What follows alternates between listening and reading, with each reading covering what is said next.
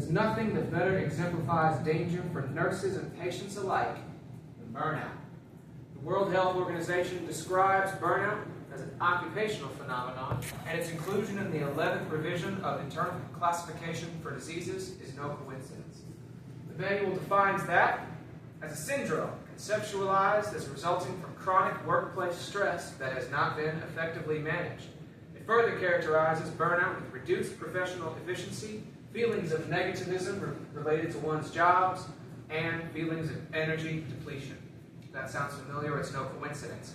Nurses have been telling patients to take things easy since the 20th century. Negative health concerns are associated with high levels of stress, including increased risk for hypertension, elevated heart rate, compromised immune system, and impact healing. However, it's been repeatedly demonstrated that the field of nursing itself is in dire need of practice for what it preaches, particularly when multiple lives are held in every nurse's hands, including their own. The U.S. is in a nursing shortage, but it's never too late to begin primary prevention. The only sure way to fix this crisis, to lessen the burden that the rapidly increasing workload of nurses have to face, is to keep the nurses already licensed on staff and working in the field.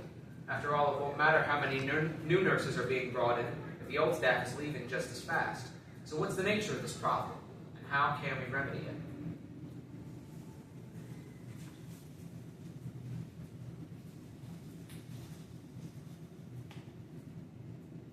How do we prove it, or why isn't it their fault? As with all things, the field returns to its tried and true nursing process, simplified by ACPI. The first step is to assess, that is, to gather all the data we can in order to form a diagnosis. You better be assessing something. And as it happens, many researchers from all over the world have studied the phenomenon. Increased prevalence, the severity of occupational stress, burnout, and even post-traumatic stress disorder. The causes, as evidenced repeatedly reports, include inadequate staffing, lack of resources, and constant and chronic stress. If this is true, what's the consequence? In a 2021 study, Kataba and colleagues compiled 21 separate studies that were performed across 13 countries in 5 continents, interviewing 9,859 nurses in total. And without exception, it was found that occupational burnout was a contributor to poor quality of life or perception of work life. The evidence of these comprehensive, objective, and compelling studies reveals the truth about the profession. It is a common occurrence for nurses to take the job home with them, and when they do, the outcome is overwhelmingly negative. It is a nurse's own practice that when they are supposed to teach patients about fulfillment, a patient cannot be expected to reach their full potential of health without fulfilling careers. This would conflict with almost every theoretical or holistic model study. Erickson's stages of development features this heavily at middle adulthood. In the generativity stagnation phase, and Sweeney and Whitmer's Wheel of Wellness has a unique spoke dedicated to occupation. Sometimes paired with leisure time, burnout can create contradictions with these aspects, and even with the most basic constructions of the idea of wellness present, a compelling case as to why burnout must be prevented, not endured. However, others just say the opposite. Nurses chose a profession of hard work, requiring both emotional and physical composure to foster health in others. But the research begs the question, why can't they make it work for themselves? Multiple researchers have speculated that a nurse-focused approach, suggesting self-care strategies or nutritional regimens, for instance, only serve to send a message that is the individual nurse's fault that they are experiencing a burnout. The operant theory of these researchers is that organizations are passing the buck and engaging in gaslighting to reinforce that resilience is the sole factor for mitigating burnout. While it has been well documented, even in nursing education's curriculum textbooks, that emotional and psychological resilience, sometimes called hardiness, is a contributing factor to one's mental stability stability in the face of stress. It cannot be understated that it is only one factor. Many others influence a person's resistance to stress, not the least of which is environment or lifestyle. These factors are much easier to change and provide two sources of relief rather than just one. Now that it has been well established that the phenomenon of burnout is very real and extremely costly to the health of the nurse, it is time to discuss true focus of the profession, the health of the patient. Burnout's effects, or when the patient becomes data. A common problem for our nurses, given that their job is caring, is the sheer volume of patients thrown at them.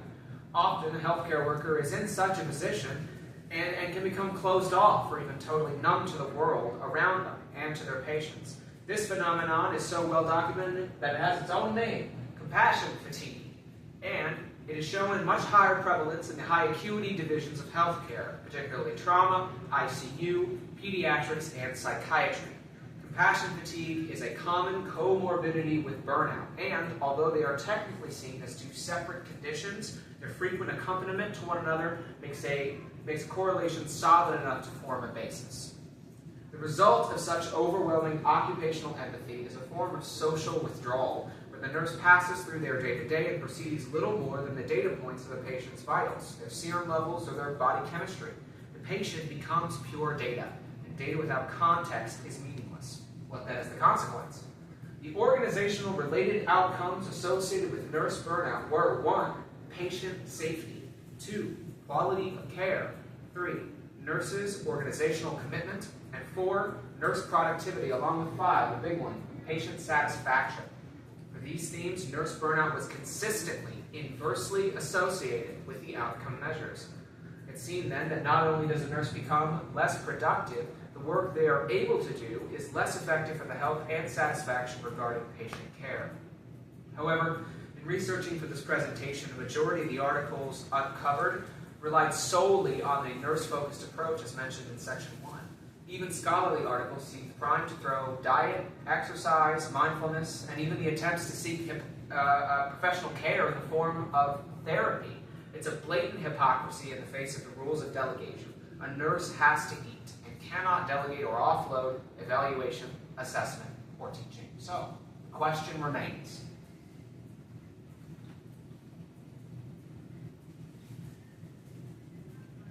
The question remains, what can be done? Despite all the brutal complications of nurse burnout that have been discussed, the profession isn't completely out of options. As with everything a nurse does, the issue of nurse health can return again to the nursing process at night. Assessments have been completed, the diagnosis of burnout documented, and now we must plan and implement. Traditionally, burnout is viewed as an individual issue.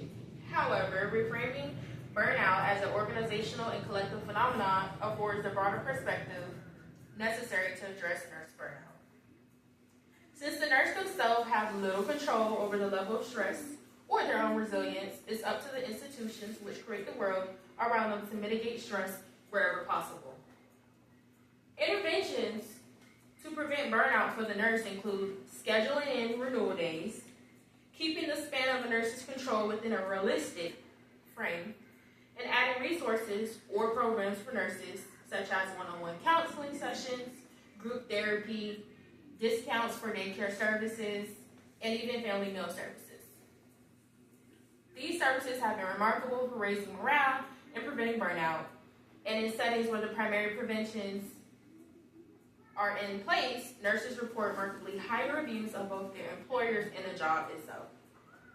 So friends, the nurse must move forward. You must move forward. The nurse will adapt. You will adapt. The nurse can do this. You can do this. And if we choose to implement what's being planned, we